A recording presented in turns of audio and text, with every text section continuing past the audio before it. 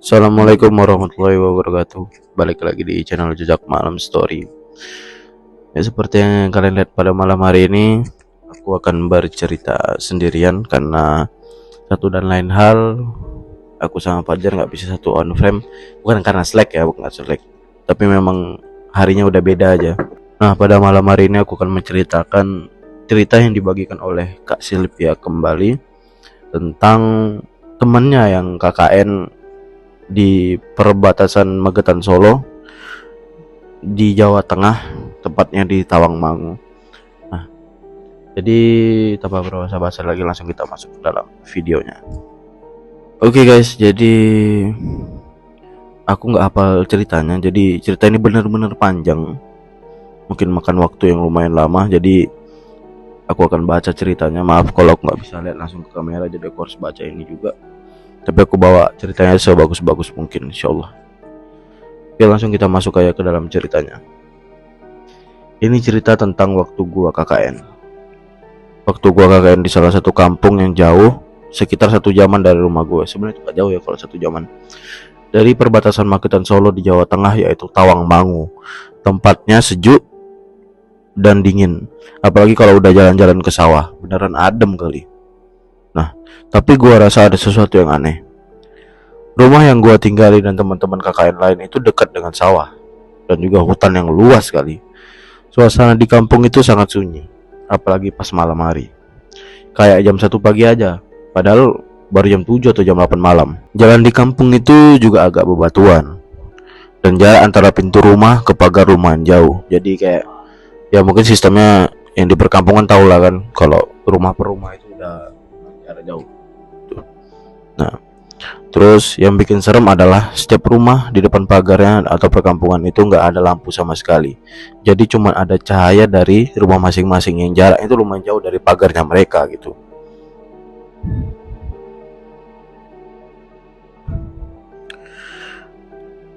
Oke, sabar. Kamar anak KKN berdekatan dengan pepohonan yang hampir mirip hutan. Tapi sebelah pepohonan itu ada sawah yang luas, bikin pemandangannya jadi indah sekali. Tapi gue ngerasa tetap aja ada yang aneh dengan pepohonan itu. Udaranya sangat dingin dan gue sering banget ngerasa ada yang mengawasi. Ini dia cerita dulu. Awalnya gue merasa aman aja selama tinggal di sana. Tapi kejadian aneh mulai muncul sering di sini. Gue mengalami kondisi yang bisa melihat hal-hal yang tak kasat mata, dan itu yang bikin gue semakin ketakutan. Mulai dari kata teman gue kesurupan dengan suara yang berbeda, hingga kejadian roh gue yang tersesat di hutan pada raganya masih di dalam posko. Jadi ini bisa dibilang kayak Rogo Sukmo ya? Ya, Rogo Sukmo. Pada raga masih di posko, oke. Gue masih ingat ketika hari Senin, setelah seminggu berlalu, gue pergi sholat isya bersama teman-teman gue di kamar. Tiba-tiba kata teman gue saat membaca amin, suaraku mulai berbeda dan lantunan mulai memanjang. Tiba-tiba gue mulai kesurupan.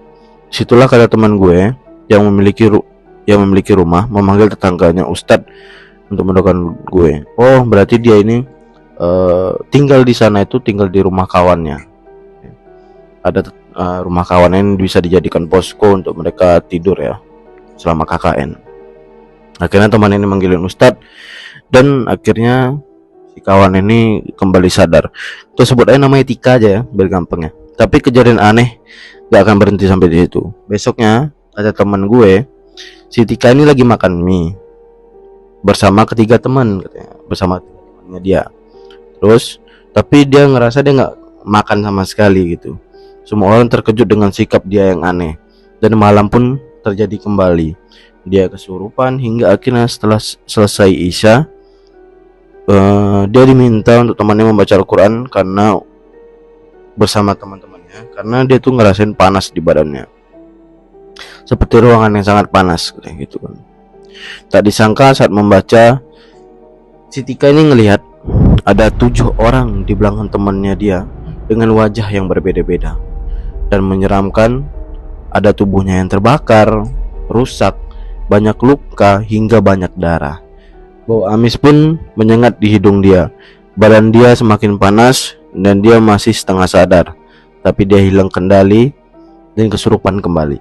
Tak lama kemudian dia kembali normal, tapi puncaknya dia kembali kesurupan lagi hingga dia hilang. Dia ngerasa dibawa ke hutan padahal raganya masih di posko. Teman-teman si Tika ngomong kalau si Tika ini sangatlah berbeda. Seketika dia pindah kamar, dia menari-menari gak jelas, dan temannya Tika ini menemani Tika untuk istirahat sambil menunggu orang tua Tika datang. Setelah datang, si Tika dikembalikan ke rumah untuk sementara. Di tengah jalan saat menaiki mobil, tiba-tiba badan Tika ini jadi panas kembali dan gatal-gatal katanya. Tapi sampai di rumah, semua panas dan gatal hilang seketika. Dia kembali normal dan gak ngerasain panas ataupun kesurupan. Oke, kita lanjut ceritanya. Jadi ketika si Tika ini astral projection, jadi ini kayak flashback dari cerita dia sebelumnya. Dia tuh ngerasa ada yang ngajak dia pergi ke hutan. Dia gak tahu siapa, tapi dengan postur tubuhnya seorang pria dengan usia 30 tahunan, dengan wajah yang tidak jelas. Di situ dia ngelihat tempatnya gelap kali. Hanya ada cahaya langit yang sedikit menerangi pepohonan yang besar-besar. Dia ngerasa seperti berada dalam hutan yang lebat dan menakutkan. Pepohonan yang tinggi dan rimbun membuat dia ngerasa seperti itu kurung dan kegelapan.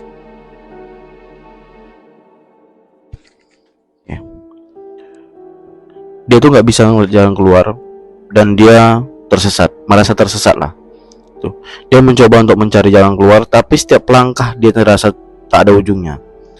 Dia mendengar teman-temannya itu nyari dia sambil manggil-manggilin dia, dan suara memanggil itu terdengar jelas di telinganya dia.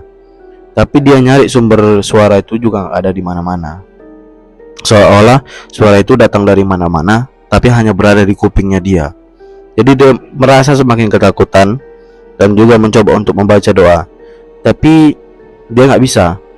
Dia bahkan gak bisa membaca bismillah, dan menyebut nama Tuhan itu pun sulit. Dia ngerasa seperti terisolasi di dunia nyata dan gak tahu apa yang harus dilakukan. Tapi entah kenapa tiba-tiba dia kembali sadar saat dia dengar suara temannya yang mengucap istighfar. Disitulah gue kembali normal lagi, dan gue merasa seperti terbangun dari mimpi buruk. Si Tika gak tahu apa yang terjadi, tapi Tika ngerasa seperti telah melewati pengalaman yang sangat menakutkan. Dia sering mengalami kejadian semacam astral projection. Dia tuh tiba-tiba mendadak hilang. Yang bikin dia takut adalah dia gak bisa balik lagi ke sukmanya dia. Dan dia dulu pernah hampir kehilangan sukmanya dia. Oke. Lanjut cerita sebelum kejadian. Waktu selama seminggu pertama, ada hari dimana sore hari si Tika dan temannya itu pergi ke masjid untuk mengajar ngaji jam 4 sampai 5 sore. Jadi kalau kalian ketahui program kakak ini beda-beda ya. Jadi ada yang untuk masjid, ada yang buat lapangan, ada yang buat warga-warga juga ya gitu. Jadi untuk informasi aja, jadi jumlah mereka tuh ada 10 orang, 8 cewek dan 2 cowok. Dan mereka tuh dibagi dua.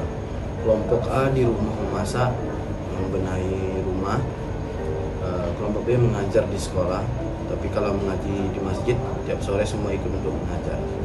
Nah, saat selesai gue pulang dari masjid untuk menuju posko. Posko gue arah timur, dan gue melihat dari arah utara ada seorang bapak tua yang tubuhnya sudah terbakar dengan berjalan lemas. Gue berusaha untuk tidak melihatnya, tapi setelah pas belok, pas bapak tadi yang gue lihat itu hilang saat gue balik badan. 2 minggu kemudian gue dapat cerita dari teman gue yang pemilik rumah yang dia tempati itu. Teman gue cerita bahwa teman-temannya yang lain, ada 2 orang, sedang dipijat oleh tukang pijat nenek-nenek. Setelah selesai, teman gue cerita bahwa suaminya meninggal dibakar. Gue nggak tahu itu kebetulan atau tidak, tapi gue diam aja dan nggak mau kasih tahu. Jadi dia tuh nggak mau kasih tahu kalau dia mendapatkan cerita itu. Jadi dia kan sempat ngeliat bapak-bapak yang terbakar tadi. Terus entah kebetulan apa enggak, jadi kawan-kawan ini juga mendapatkan cerita dari tukang pijat itu kalau suaminya itu meninggal dibakar. Terus lanjutan ceritanya, setelah sehari di rumah, dia kembali lagi KKN dan dikejutkan bahwa pemilik rumah yang kurang nyaman dengan kejadian gua. Akhirnya gua pindah ke kos, tapi gua masih melanjutkan kegiatan KKN. Hanya saja gua nggak barengan sama teman-teman gua di posko. Jadi jam 7 pagi berangkat, jam 10 malam gue balik ke kos. Oh jadi itu kayak nggak penginapan di sana ya jadinya. Jadi dia ngekos di tempat lain karena kebetulan yang punya rumah nggak enakan kalau ada kejadian kemarin itu. Oke. Siti kan ngerasain suasana yang berbeda di kos. Di kos ini besar, tapi hanya di 5 orang yang menempatinya. Sisanya kosong. Bisa dibilang di kos ini ada banyak kamar, ada sekitar belasan lah. Tapi nggak semua di dempetan. Jadi terlihat lebih luas itulah. Jadi kosnya Tika ini satu sama rumah pemilik kos. Jadi di depan pemilik rumah, samping dan belakang juga kos dan juga halaman parkir. Gue di kamar yang berdekatan dengan TV. Jadi setelah melewati kamar keempat, ada tempat taman yang rindang dan beberapa tanaman hijau. Lalu dapur yang sederhana dengan meja dan kursi yang sudah tua. Dan juga kamar kelima yang terpisah dengan dinding tipis. Kebetulan kamar gua ini kamar ke-6, jadi kamarnya kamar ke-6.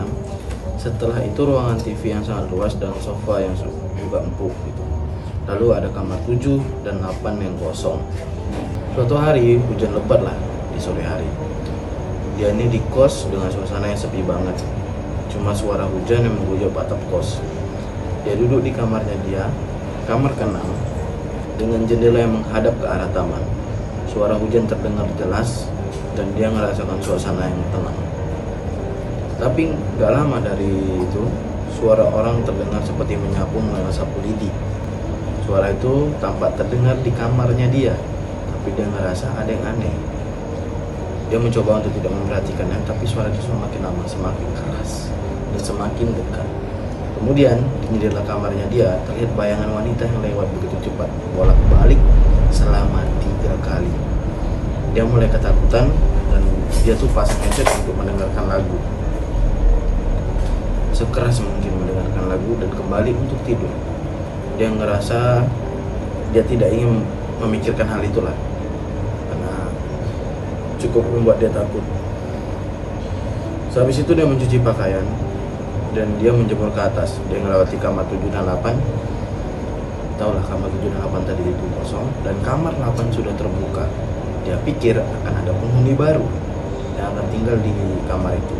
Ternyata penghuninya tak kasat mata. Yang dia duduk di kasur tanpa ranjang sambil membayangkan badan. Dia melihat wajahnya sama sekali. Hanya rambut di bagian belakang dengan jari kemban yang dia kenakan. Jari kemban ini kayak kain panjang guys ya. Dengan posisi duduk seperti nyender. Akhirnya dia berlarilah ke atas untuk menjemur pakaiannya dengan ketakutan. Tapi dia takut buat turun. 10 menit kemudian di atas dia memberanikan diri untuk turun dan akhirnya dia turun. Dia bergegas merapikan diri dan pergi ke posko. Dia nggak ingin memikirkan hal yang tidak bisa lagi. Setelah kejadian itu sudah tidak ada lagi kejadian lagi hingga gua selesai KKN.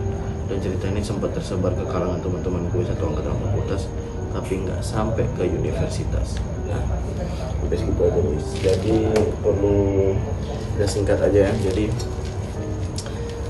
pengalaman yang dialami sama kawannya Sylvia ini, Kak Tika ini, itu merupakan astral projection, terus berbagai teror-teror yang bikin dia kesurupan sampai dia ke kos-kosan pun masih tetap ada napas seperti itu. Mungkin penghuni atau penjaga tanah di sana nggak seneng sampai ngikutin dia pindah ke kos-kosan, tapi untungnya alhamdulillahnya tidak mengikuti dia sampai kemana-mana, cuman berakhir di situ aja dan nggak ada lagi gangguan-gangguan setelah dia selesai dari KKN. Jadi mungkin sampai sini aja cerita kita malam hari ini. Cukup panjang, cukup menyeramkan, tapi maaf guys, aku nggak bisa ngebawain dengan sangat-sangat bagus karena aku nggak ada kawan bercerita. Aku hanya menceritakan kisah yang dibagikan, nggak ada untuk pertanyaan sana sini.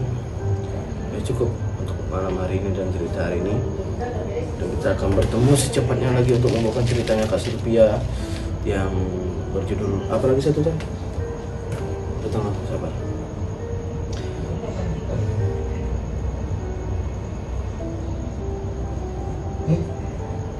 Ini cerita nih. yang baru-baru kemarin. Nah, mungkin kita akan kembali lagi dengan cerita kos-kosan dari Kak Dita, dan ini cerita juga dari Kak Silvia. Makasih buat Kak Silvia yang sudah mensupport video-video kita dengan cerita-cerita yang menyeramkan dia. Kami tunggu lagi untuk cerita-cerita berikutnya, dan semoga kita kembali dengan keadaan sehat dan kuat. Aku Aldi, aku pamit. Assalamualaikum warahmatullahi wabarakatuh.